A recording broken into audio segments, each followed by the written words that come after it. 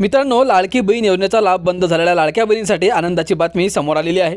मंत्री अदिती तटकरे यांनी एक मोठी घोषणा केलेली आहे आणि त्या घोषणेच्या माध्यमातून आता लाडक्या बहिणींना काय लाभ होणार आहे, संपूर्ण माहिती व्हिडिओच्या माध्यमातून आपण जाणून घेणार आहोत। व्हिडिओ तुम्ही शेवटपर्यंत बघा आणि आपल्या माझी माहिती या यूट्यूब चॅनलला तुम्ही अजूनही सबस्क्राईब केलं नसेल तर आता सबस्क्राईब करा।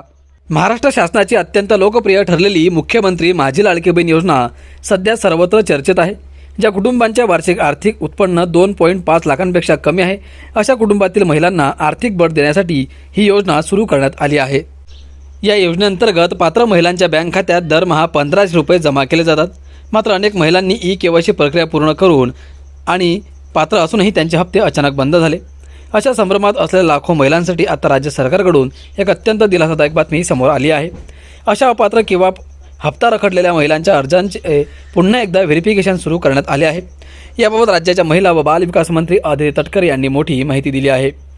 ते काय म्हणाल्या तर मंत्री अदिती तटकरे यांनी सांगितले की साधारणपणे 2025च्या ऑगस्ट महिन्यात आपण ई-केवायसी प्रक्रिया सुरू केली होती। त्यानंतर महिलांची योग्य सोय लक्षात घेऊन या प्रक्रियेला एकूण 6 महिन्यांची मुदतवाढ देण्यात आली।